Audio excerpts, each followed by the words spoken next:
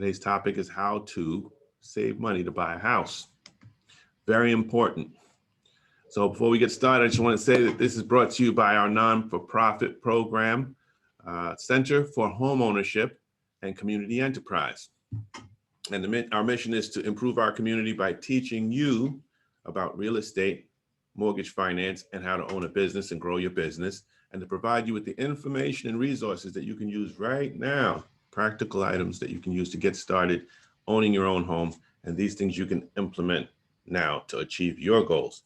And ultimately, we want you to own your power, your self-worth, and of course, have a dignified, independent lifestyle and make a lot of money. And of course, save. And so today's presentation is about how to save money to buy a house. If you have any questions, I want you to please, just interject. You can just unmute yourself and just, chime in, or you can also raise your hand. I'll show you that in a second. And once again, my name is Mark Giles. I've been providing mortgages. I'm a mortgage loan officer with company Arlington Financial. We're licensed in New York, New Jersey, Connecticut, and also in Florida. And I personally have been providing home loans for over 20 years. So I'm really good at it. And so I get a lot of questions every day. So I've created this weekly broadcast to teach you a lot of the stuff that I know and answer many of the questions that you may have about buying a home, investment property, flipping houses, real estate, buying tax liens. If it's about real estate finance, we got it locked down. All right. Also, I'm a licensed real estate agent as well as a licensed insurance agent. So I got a lot of knowledge about finance, real estate, and everything. So let's do it. Next, quick tidbit about myself. Also, I'm originally from the Bronx, New York, home of the Yankees. And I'm currently living in Westchester, New York, own my own home there. And I've bought and sold many investment properties. So I got a lot of knowledge. I've worked on construction projects. We do, 203K FHA loans, first-time home buyers. And this is, I'm committed to first-time home buyers, especially. We work with a lot of investors as well. But if you want to learn how to buy a house, this is the place to do it. And okay, so my passion is to educate home buyers and educate people about the home buying process. So some of the most commonly asked questions is, which type of mortgage is best for me? How much cash do I need to buy a house? We're going to answer that today. And this is why we're going to incorporate that into how do you save money to buy a house? And of course, how much do I need for my down payment? And once again, if you have questions, please feel free to ask them. Just chime right in. I'm an open book. And then we have a chat box. If you want to hit the chat box, I'll see your question. If you don't want to chime in, just put it up there and then I'll respond to you like that.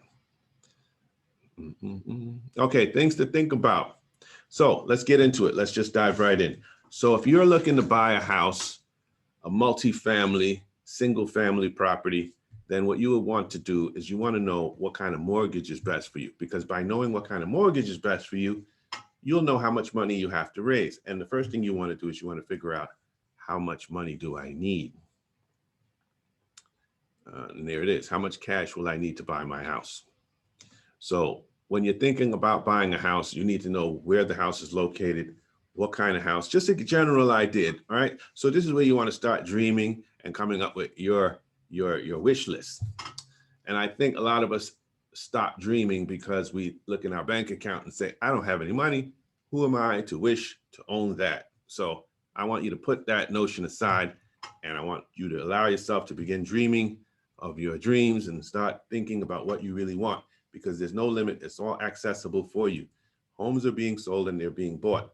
Knowledge implemented is power. So we're going to give you the knowledge today so you can implement it, so you can have the power to own the home you want. How's that? Okay, so let's share again. So coming back to our slide here, how much should I save for the down payment? If you don't know what you want to buy, you'll never know how much you should save. So once again, we're going to look for the house. There's plenty of homes online. I can send you a link where you can search for homes. And if you find a house you like, I can even tell you how much you would need for down payment and all of that good stuff. Now, one of the biggest myths that we have from most people is that they need 20% down to buy a house. That's one of the biggest myths in the mortgage business. So if you're buying a house for $500,000, I'm going to need 20% down. That is not so. We have plenty of loan programs that will enable you to buy a house with as little as 3% down on a conventional mortgage. So if you wanted to buy a $500,000 house, 3% of $500,000 is $15,000. So you can actually buy a house with $15,000. So there you go. That's the beginning of your sales goal, right? If I can squeeze together $15,000, put it in an account, then I can begin to get my dream home. So now you look out in the street, you're looking at houses, you go online, look for houses, and you start seeing the prices. And now you can calculate in your mind with 3%. If it's a $400,000 house, as little as $12,000. $300,000 house, as little as $9,000. So if you can wrap your mind around that, that makes things more accessible to you. How do you save your money to buy your new home? I do want to talk a little bit more about your mindset, right? Because your mindset is extremely important here. And the reason I say that is because if you think you can buy the house, then you can buy the house. If you think you cannot buy the house, you can't buy the house. So if you're looking in your bank account now saying, well, I don't have $9,000, I only have $1,000, and I don't know how I'm going to save the $9,000. What I want you to do is stop looking at what the current situation is and start focusing on the future. You have to develop your mindset. So this has to become something that you're committed to 100%. And when you're committed to it 100%, then your behavior will change. And so some of the behaviors I'm going to share with you that you will change into is what's going to enable you to afford to save. Well, it's going to enable you to save the money. It's going to give you the motivation and give you the gumption to save the money and do the things that you want to do. So let's move a little forward here. Share screen. All right. So first thing you want to do is record your expenses. It's a little challenging, I know. It might be, something that's different than what you've normally been doing. But if you have the motivation, you see this house you want, and you really want to make this thing happen, and you start surrounding yourself by people who already own homes, go visit their homes and get a vibe for how they think and how they're budgeting and how they're carrying their finances. These are the people you want to stay around. You don't want to stay around the naysayers that tell you you can't do that. That's what you want to get rid of. Get that out of your life. So recording your expenses. Okay, if you can record your expenses, you can start to see where you are putting your money. Who am I giving my money to? If I'm going to Starbucks every day and I'm spending $6 on a cup of coffee and then a muffin roll, and I'm not going to talk about nutrition or anything, but if I'm giving them $6 a day, every 10 days, I'm giving them $60. And these things add up. All right, so $60 every 10 days.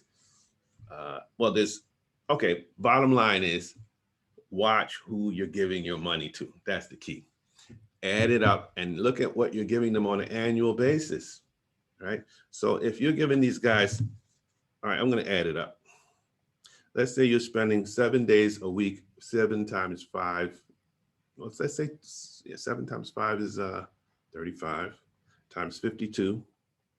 That's $1,820 a year you're just giving to this coffee company. Starbucks is a great company. I'm not knocking Starbucks. What I'm saying is that your money, look who you're giving it to. And if you want to start saving money, you're going to have to track your expenses, because once you start tracking your expenses, you can begin to be responsible for your finances. So the next step is you want to start creating a budget. So once you start tracking your savings and you know who you're giving your money to, you can say, hey, you know what? I can reallocate that money. So instead of spending $5 a day on 1 cup of coffee, I can spend $15 and make coffee, because I can buy a box of coffee that will last for 2 months or maybe a month even, right? And so you're reallocating your budget at that point, all right? And these are fancy words we're using, but it's not about the words. It's about your behavior and your actions, and you starting to take responsibility for who you are and what you're up to and where you're going now. And you will start to materialize this money in your account only because you've made the decision that that's going to happen. All right. And you got to keep motivated. You got to keep looking at the houses and going through the neighborhoods that you like and knowing. So just for an example, I have some people who come in here. I interview people for mortgages every day. Some people come in here, you have a husband and wife making $240,000 a year, right? So that means gross income, they're making $20,000 a month, but they're not saving any money, right? And the reason is because they're not budgeting. They're not looking at where the money's going. It's going out, it's going out, it's going out. And I don't care whether you're making $20,000 a month, $10,000 a month, or $5,000 a month. We all feel like it's not enough money, right? No matter how much we're making, it's never going to be enough. However, I'll have another family come in here and they make $60,000 a year and they have a savings of $40,000 and they want to buy a house. And so it's not about how much you make, it's about how much you're saving, how much you can put away. That's the key. And so stop focusing on how much you make and don't beat yourself up. What you want to do is get in the habit of analyzing where your money's going, but do it with your goal in mind, and that'll give you the motivation to stay the course. So now that you've analyzed who you're giving your money to every day, now you want to start budgeting for savings, reallocating your money, and then you want to open like a separate account, and you want to use that account to keep your money in. And so some other things that you might want to look at is downsizing, right? So if you find that, well, hey, look, I'm spending this money on some things that are no longer as important to me as owning this house. So maybe it's an apartment that you rented at that time you were really excited about, but now you're saying, hey, listen, I think I'll spend my money on, I'll save my money. I'm going to get rid of this apartment. So I had one customer recently, what she did is she moved out, got rid of her apartment, moved out. She had zero savings. She's making a good income, over $100,000 a year, but for some reason, just zero savings, all right? And like I said, it's never enough. We're not judging anybody here. Fact is, it is never enough. We all, we make it, we spend it. So what she did is she came up with an idea of what she wanted to buy.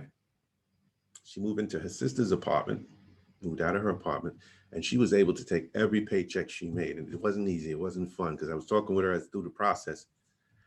And she was able to actually put every dime she made from every paycheck into that special account she created, right? And it's fascinating when you start looking at it, because it's like, wow, that money that you used to just disappear is stacking up now.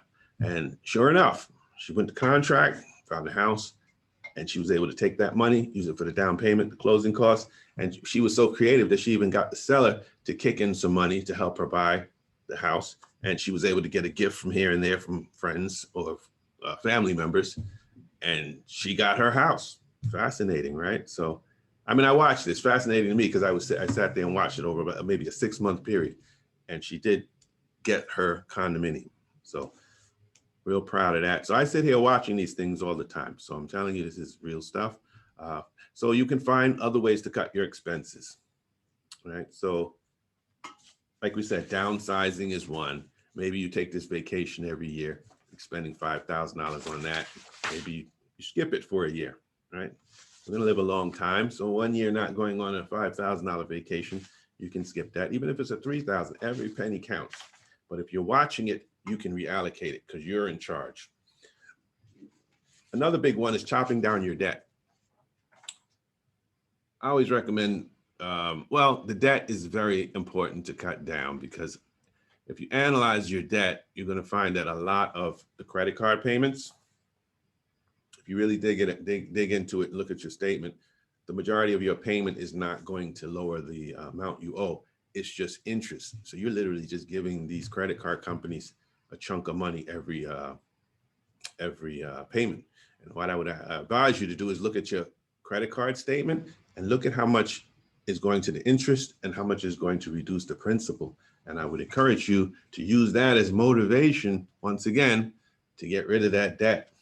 So what you're doing is now you're turning your life around. Things are changing and you have more money, less debt, and you're spending the money in ways that is benefiting your goals and your life. That's what we want to do.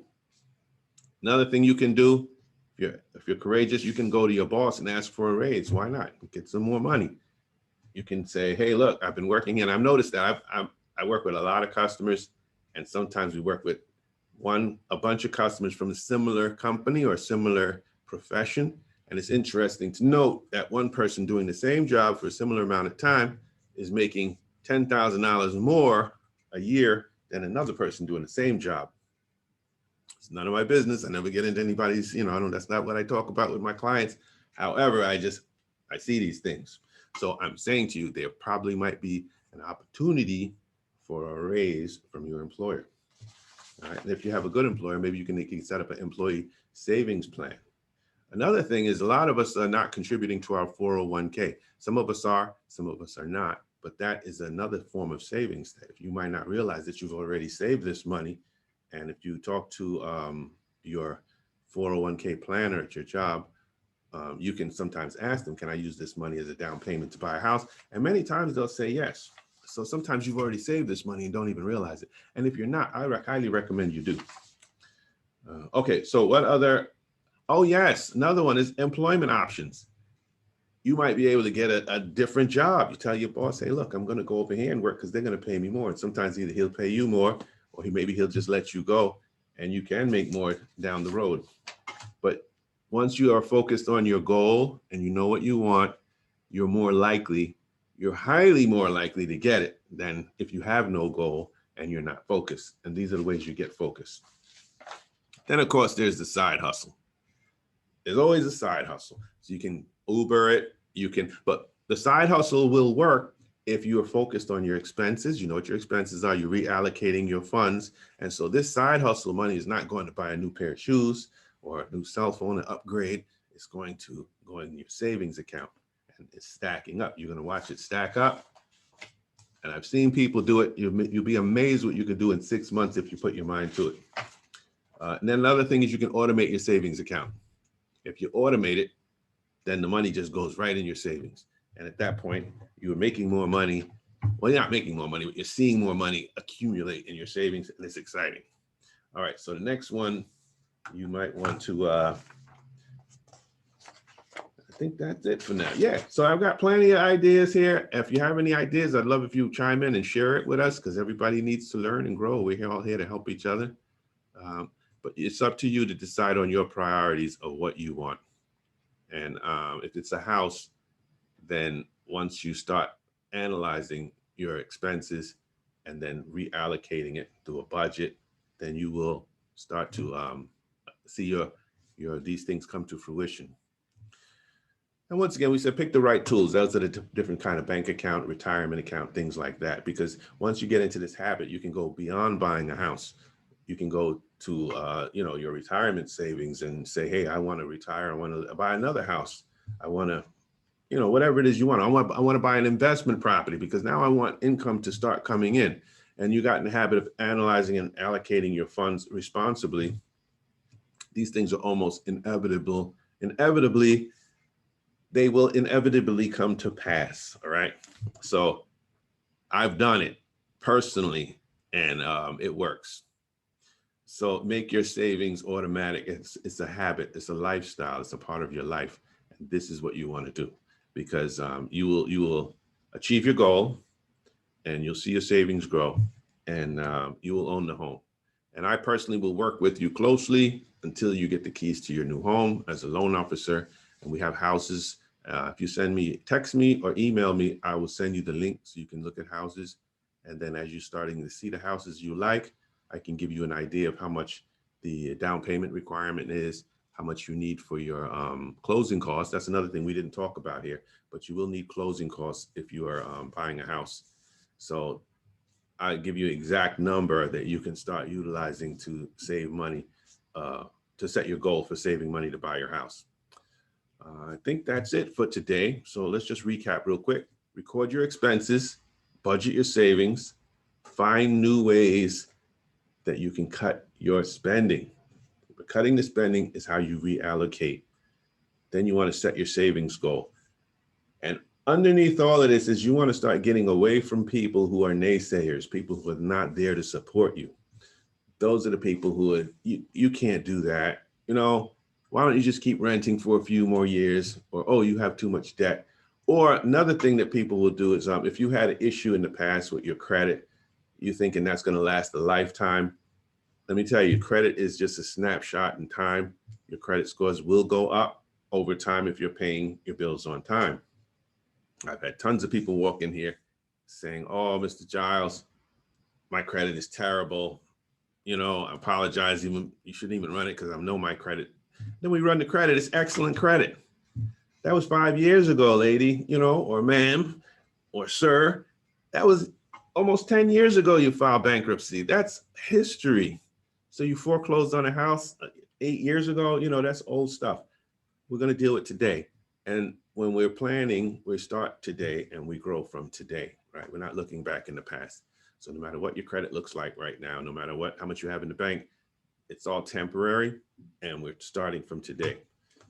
And like I said, I've helped hundreds of people own homes, right? They come in here, first-time home buyers. They have no idea how they're going to make it happen.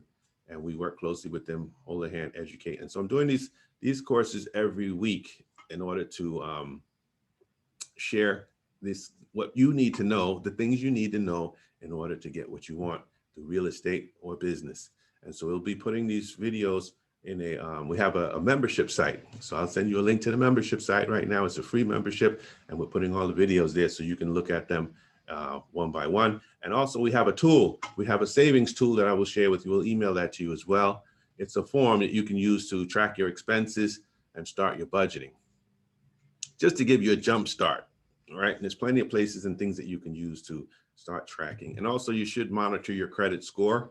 We have a company we recommend. If you text me, I'll email you the name of the credit company that we recommend, because not all credit companies that help you monitor your credit are the same. So we have one that tracks your mortgage credit score. So I think that's it. So if you have any questions, anybody have any questions you'd like to ask? Ask them now. Okay, not a problem, not a problem. So we're gonna wrap it up for today. And here is a little social proof, some people that we've worked with in the past that have some good things to say about us. All right, we went through the mortgage process in real estate. And I also wanted to do a case study, but we're gonna do that next week. So next week, Thursday at 6 p.m., we're gonna have our next seminar and we'll show some case studies there. So what we do in the case studies, we're gonna show you some houses that are currently on the market, how much you need for down payment, how much your closing costs would be. And we have them in New Jersey, we have houses in New York and up in Connecticut. And we'll show you how much cash you would need to buy them, what your monthly payments would look like, and what kind of income that you would need in order to buy a house. A lot of people often don't realize that you don't have to do everything all by yourself. A lot of houses we finance and sell often have 2, 3, even sometimes up to 4 home buyers. So if it's $90,000 that cash, $90,000 a year income is required to buy a particular house, you can have 3 people who make $30,000 each, and they can qualify to buy that house, right? So we'll show you how to do that in our upcoming videos. I look forward to hearing from you or seeing you on our next homebuyer seminar. Thank you for joining us and enjoy your week. All right, thank you. Hope you got something out of this. All right, appreciate it.